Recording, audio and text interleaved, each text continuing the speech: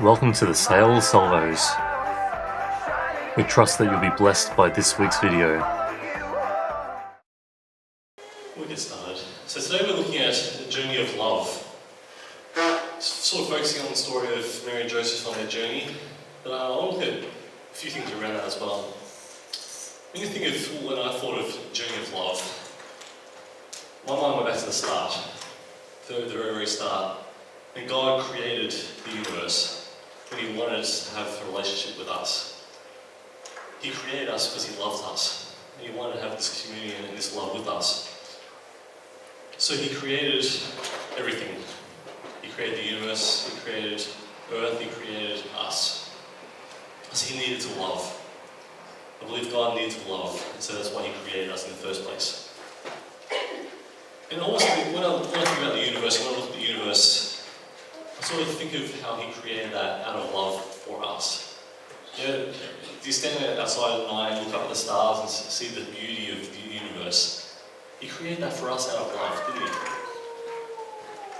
And you can go up on a mountaintop and just sort of look out over the trees and over the cities and over all of creation. He created all of that for us. He created the animals for us to enjoy, the trees, the sunshine, the birds tweeting in the trees. That's all for us, out of love. It's quite special, isn't it? If you start to think about it, God loved us. Therefore He created us and created everything for us as a part of a story of His love for us. Everything that God has done, everything He's created, it's all out of love for us. When I was thinking about this journey of love today, my mind went straight to 1 Corinthians 13. I'm not sure if when you think about love, if that's what happens to your mind, if you go to 1 Corinthians 13, the love chapter, about what love is. Let me just read a little bit of that for you today, from verse 4. Love is patient, love is kind. It does not envy, it does not boast. It is not proud. It is not rude, it is not self-seeking, it is not easily angered. It keeps no record of wrongs. Love does not delight in evil, but rejoices with the truth. It always protects, always trusts, always hopes, always perseveres. Love never fails. That sounds like God. That is God, isn't it? Because God is love. God is all these things. God is love. The definition of love is found in God. This is God. I love that too at the end, verse 8, in 1 Corinthians 13. Love never fails. That's God, isn't it? God never fails. He's never failed you. He never will fail you. But that's us sort of going back to the start, isn't it? The origins of this love story. Where it all started. God was in heaven before He created everything. You can almost imagine God is on His throne going, well, there's nothing here yet. Let's create something so I can love it. I'm a bit bored right now. Let's create some people that I can love. Let's create a universe that they can love. And I can show off my beauty to all these people I'm about to create. God is love. He created us for love. So if we go back now to today's scripture. Have you got today's scripture with you? If you want to turn to Matthew chapter 1, have a quick look at that again. Matthew chapter 1 from verse 18. This is how the birth of Jesus came about. His mother Mary was pledged to be married to Joseph. But before they came together, she was found to be with child through the Holy Spirit. Because Joseph, her husband, was a righteous man and did not want to expose her to public disgrace. He had in mind to divorce her quietly. But after he had considered this, an angel of the Lord appeared to him in a dream and said, Joseph, son of David, do not be afraid to take Mary home as your wife, because what is conceived in her is from the Holy Spirit. She will give birth to a son, and you are to give him the name Jesus, because he will save his people from their sins. All this took place to fulfill what the Lord had said through the prophet. The virgin will be with child, and she will give birth to a son. They will call him Emmanuel, which means God with us. When Joseph woke up, he did what the angel of the Lord commanded him. He took Mary home as his wife. But he had no union with her until she gave birth to a son, and they gave him the name Jesus. One thing that fascinates me with the Bible, it tells a story. There's so much in between each line, isn't there? There's so much in between. Like, that's just a very quick overview of what happened. Can you imagine all the things that happened in this story that couldn't have been recorded? Alex has sort of suggested before that when she was heavily pregnant, we travelled once. When Lily was due to be born, her cousin in Adelaide was due to be married, so she was going to get married, and Lex said, I'd love to be there, but I'm going to be 39 weeks pregnant, so I don't think I'm going to be there. And I remember that they were up at Eagle Hawk and Bendigo still, and we're in this, I think it was the second week of the second heat wave we had up there that week, that year, the start of January 2014. It was crazy, like, massive heat waves. And we're into the second heat wave, the second week, and about 11 o'clock in the morning I was at work, and Alexis gave me a call and said, what if we just got in the car right now and went for a bit of a drive towards Adelaide? I say, like, it's 39 degrees today, you're 38 and a half weeks pregnant or something. It's like, I had a feeling this was going to happen actually. Chuck some clothes in your bag, let's get in the car, let's go. And it was crazy. We ended up making there in time for tea. Like, all the family got together for tea, and Alexa's parents were over there, they didn't expect us to be there. So we turned up for tea, and her parents walk in and go, hi, what are you doing here? Like, it took a second for the penny to drop. It's like, last time I talked to you, you were in Bendigo, what? So, but we made it for the wedding, we made it for Alexis' cousin's wedding, and I think we're glad that we made it. But we just couldn't fly, because when you're at that stage of pregnancy, you can't fly, and you're not supposed to travel too much, because the baby could come in any second and you could be in the middle of nowhere. A bit like Mary.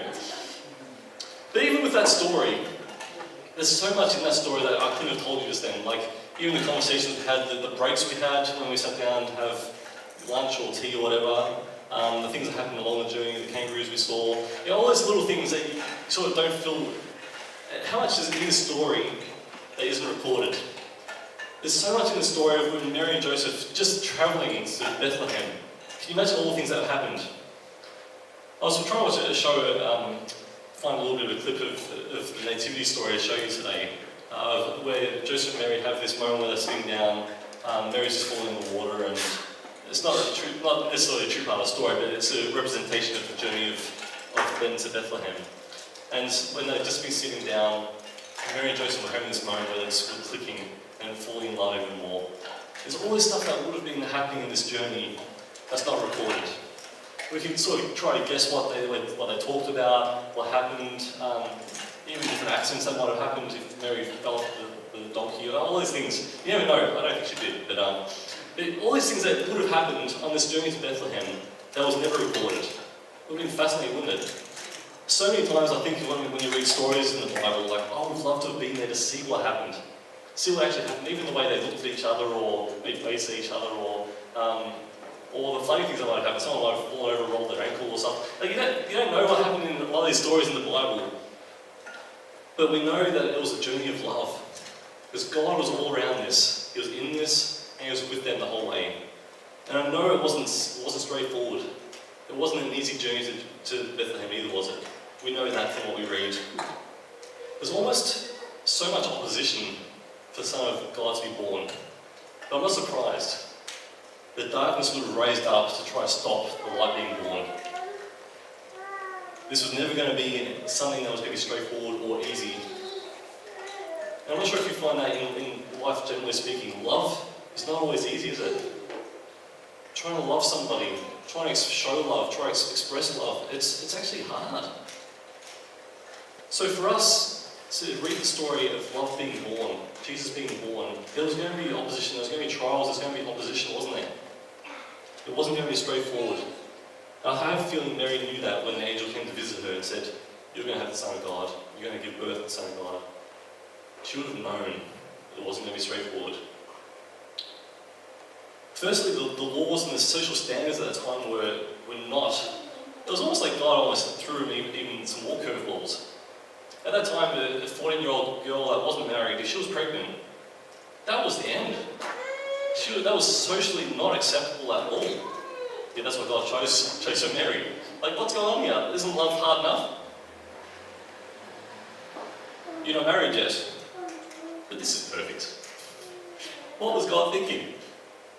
She could have got stoned. She could have been ostracized and left out of everything But the society that she grew up in and was everything for her. They're not married, and she was pregnant. I wonder if she asked God what was going on. Couldn't you have waited another few months until I was married? I wonder if she asked those questions. I don't think she would have actually. But she was highly favoured in the eyes of God, wasn't she? But that was just the start of the problems, wasn't it? That was just the start of all these oppositions to love being born. Then the census was called. She couldn't even stay where she was. At about 39 weeks pregnant, just like Alexis, she would have had to go on a donkey, not an air-conditioned car, and go to Bethlehem. That would have been the worst thing on her mind, wouldn't it? I could give birth at any stage. I'm not going to be comfortable. I can't even sleep properly, she probably would be thinking. And I have to get on this donkey and sleep on the side of the road all this way on this journey. How am I going to get to Bethlehem? Can you imagine all the thoughts that would have gone through her mind? That would have been pretty hard. One of the other things I didn't tell you about our journey to Adelaide, because it was the second heat wave, we were about to go into a third one. And Alexis came back from Adelaide with massive blisters and stuff on her feet.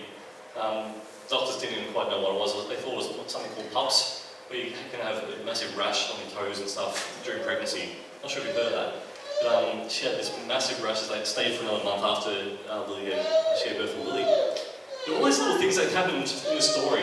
I wonder if even Mary experienced some things like this. She could have experienced some hardships on her feet, or bad backs, or sleepless nights, a whole lot of stuff that we don't know. But what was documented, we know it was pretty tough. I'm sure there was more as well. And finally, when she did finish this journey, all the way to Bethlehem, they finally get there. I'm not sure if you just a quick side step. Shopping at Christmas, isn't that crazy? I'm not the most patient person, especially when you can't find a car park. Do you get annoyed when there's no car parks? Especially at Christmas rush, you go to a big... Actually, it's not so bad here, I'm sure, but in Melbourne, you go to the shopping centres for like a week and a half, 2 weeks before Christmas, there are no car parks. And so you're driving around, is that person leaving? No. Oh. Is that person leaving? Come on, someone, leave! I need a car park. Then can you imagine when Mary and Joseph got to Bethlehem? When there's no room in the inns, no room anywhere, and she's about to give birth. How much more annoying would that have been than just not finding a car park at Christmas? Lily, I'm trying to talk to you. Stop distracting me. But how annoying would it have been 39 weeks, probably 40 weeks pregnant at this stage. Mary has just arrived in Bethlehem and there's nowhere to sleep, nowhere to give birth. Because the census was called and everyone was going back to their home origins. So there was nowhere spare at all. I'm sure Joseph would have been pretty stressed as well. Trying to look after her and knowing that she's probably starting her pregnancy, starting contractions. I'm sure Joseph was asking, God, could you make it any harder for us? Could you seriously make this any harder? Even as coming here this morning, I was sort of praying as I was coming here, open the door. As soon as I opened the door slammed on my guitar and all my iPads and everything just fell on the floor and God, what's going on? Can't you just make this simple? Then I tripped up the stairs and then it's funny, isn't it? There's always going to be opposition to love. When we stand up and choose to love, it's not going to be easy. But God is love. And God, in this whole time of Christmas, wanted love to be birthed in His Son. And this was a whole journey of love, wasn't it? This is a journey of love to show us how much He loves us.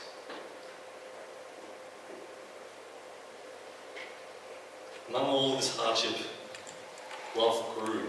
That's where love grows. In opposition, in hard times, that's when love really proves itself.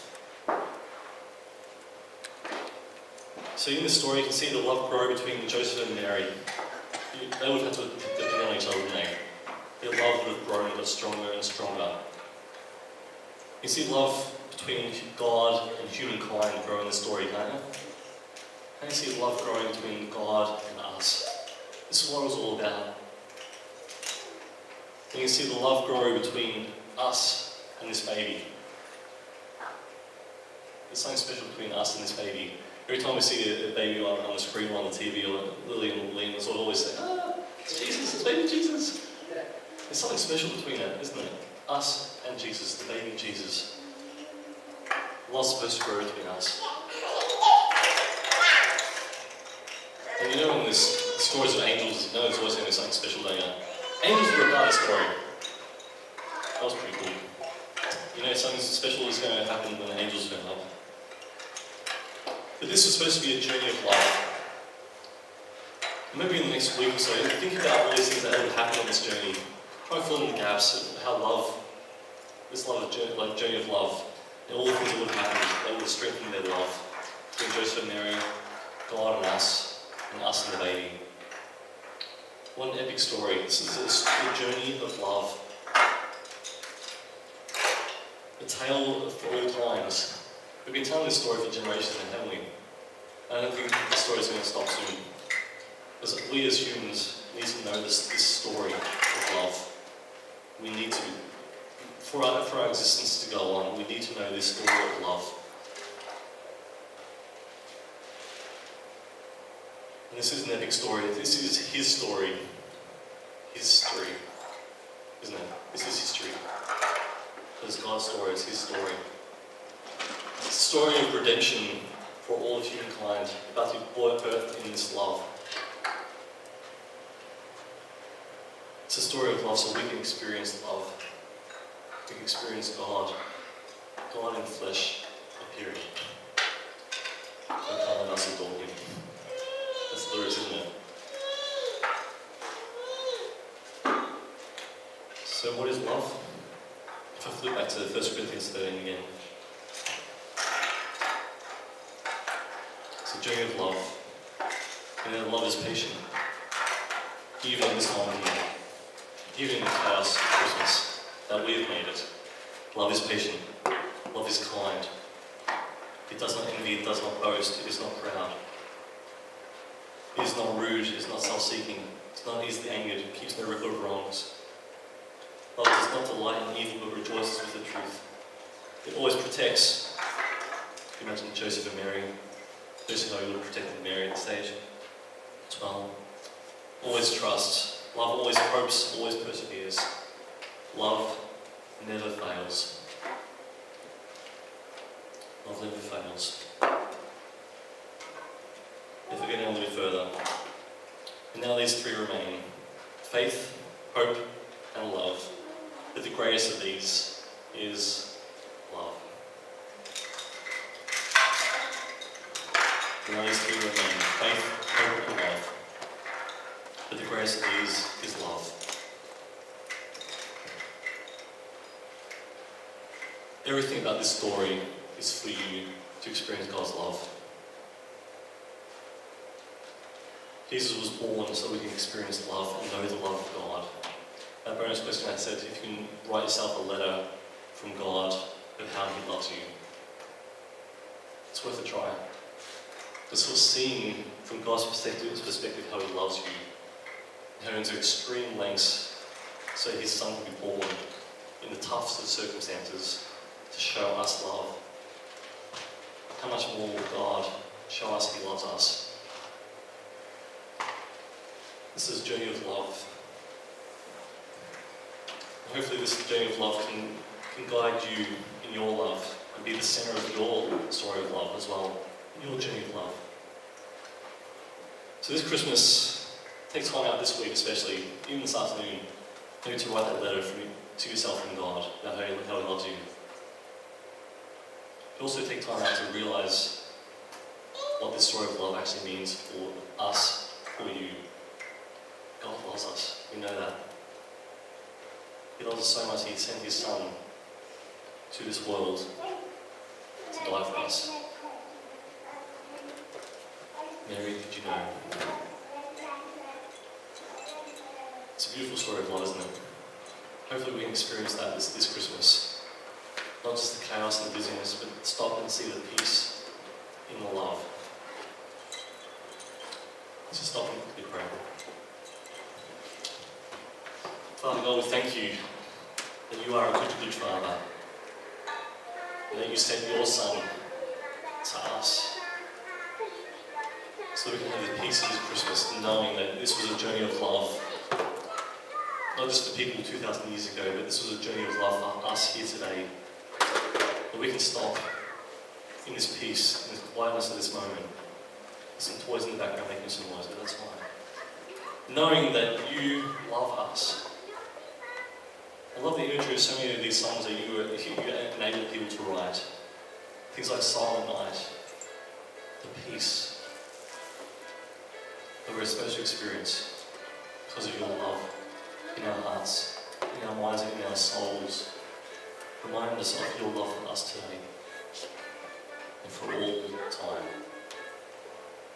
When we need to be reminded of your love, please remind us of this journey of love that was experienced so long ago. It's so relevant today still, God. Today, remind us of your love for us. Let your Holy Spirit fall upon us right now and remind us of your love for us. When we see pictures of this baby Jesus, then our minds go back straight away to what it means.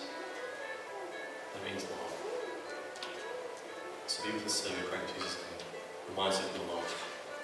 Amen.